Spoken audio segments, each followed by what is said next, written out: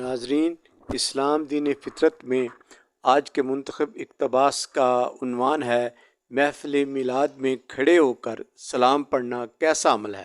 شاہ عبدالحق محدث دہلوی، جسے سارے مسالک والے اتھارٹی مانتے ہیں،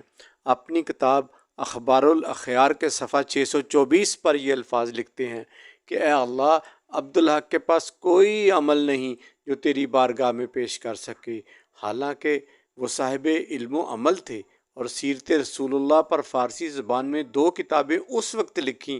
جب ہندوستان میں فارسی زبان رائج تھی اور نو مسلموں کو ان کتابوں کی اشد ضرورت تھی۔ اس عمل کو بھی پیش کیا جا سکتا تھا، مگر عرض کی مولا، عبدالحق کے پاس ایک عمل ایسا ہے جو یقیناً تیری بارگاہ میں قبول ہوگا، وہ یہ کہ میں تیرے حبیب کی محفل میلاد میں کھڑے ہو کر سلام پڑھتا ہوں۔ مصطفیٰ جان رحمت پہ لاکھوں سلام، شمع بزم ہدایت پہ لاکھوں سلام۔